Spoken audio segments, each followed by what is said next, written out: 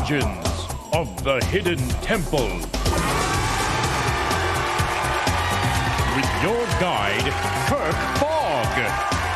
And here he is now. Yellow, and welcome to the Brain Booster Lounge. From the years 1993 to 1995, we were able to witness a magical game show on Nickelodeon called The Legends of the Hidden Temple. It was a mix between Jeopardy and Indiana Jones that the younger generation got to participate in as if they were in an adventure movie themselves. The host of the show, Kirk Fogg, was joined by an ancient talking stonehead named Olmec.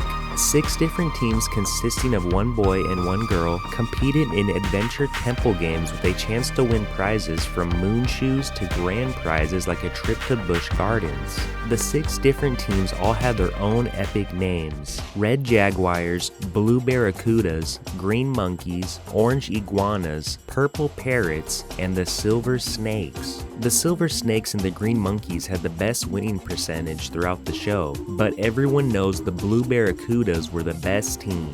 At least I think so. Legends of the Hidden Temple consists of 4 different rounds ending with only 1 team as the winner.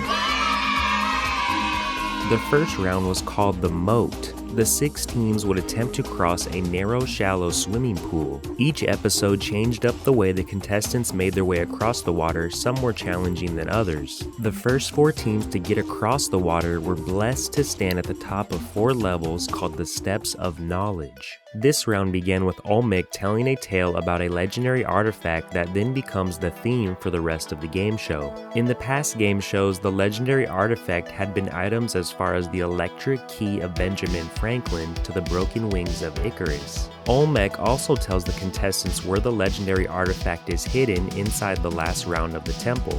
He then begins to ask the teams multiple choice questions from his tale that he just told them. To answer the question, the teams had to stomp on the stair they were standing on, and if they were correct, they got to move down closer to the bottom level. The first 2 teams to answer 3 questions correctly, landing them on the final tier of the stairs, moves on to the next round called the Temple Games. The Temple Games consisted of 3 physical challenges where you could earn pendants of life that the winning team would use in the final round. The physical challenges had several different types and all used the same theme of the legendary artifact.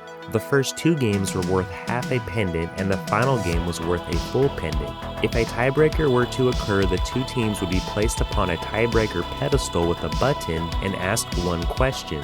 Whichever team wins the tiebreaker or collected the most pendants of life in the first 3 rounds would move on to the final stage called the Temple Run.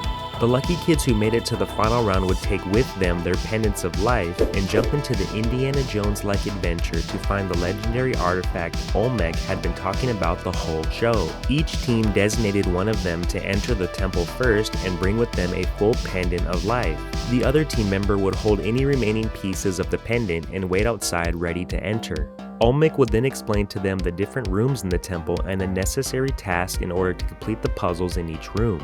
The temple consisted of 12 rooms ranging from the throne room to the most memorable room called the Shrine of the Silver Monkey. Each room had its own specific theme. They were all connected with some doors locked, blocking other contestants' progress. The pattern of locked and unlocked doors changed from episode to episode depending on both the temple layout and the artifact's location. You could open locked doors by completing a specific task or puzzle within each room. One room in the temple contained the themed artifact Olmec had been talking about, and 3 other rooms in the temple held guards that wore Mayan sentinel costumes. If one of the teams had exactly 1.5 pendants of life, there would be a hidden half pendant hiding somewhere in the temple, located inside of an object or hanging on the wall. If a contestant ever runs into a temple guard, they must give up a full pendant in order to move throughout the temple. If they did not have any pendants left and had the bad luck of running to a temple guard, then the player would be removed from the game and the second teammate would have to run into the temple to continue the search for the legendary artifact and then make it back out safely. The team had a total of 3 minutes to retrieve the artifact and escape the temple with it. Once the artifact was grabbed, all remaining temple guards vanish and all locked doors in the temple instantly open, allowing the contestant to escape freely. If a team was lucky enough to manage and find the artifact and then escape with it in the time given, they would be awarded the grand prize, in addition to 2 other prizes. Legends of the Hidden Temple really broke down the barrier for physical challenge trivia type games that so many kids love to watch and which they could compete in. Behind the scenes are some pretty interesting facts to the game show that many of us that watched it never knew about.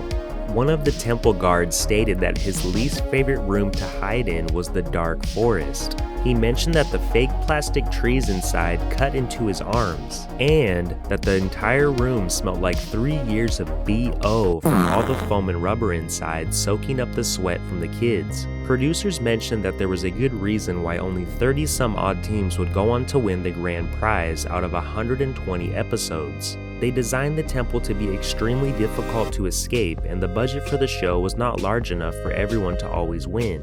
The very first episode actually took 18 hours to shoot because of the elaborate set, and the physical challenges were very difficult to coordinate.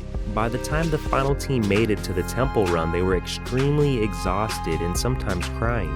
The contestants even had to complete a tryout process to get on the show, which consisted of a written test, running test, climbing rope, and even a series of pull-ups. The kids were also paired at random, and the 2-person teams were herded onto the stage with only a few minutes to get to know one another before falling into the shallow water of the moat. Not all of them got along, especially when it came to the trivia portion of the show, the steps of knowledge. Many of the contestants on the show were traumatized by the temple guards when they popped out of nowhere and scared them. They often ended up crying on set, and one of the contestants got so upset she puked inside the pit of despair.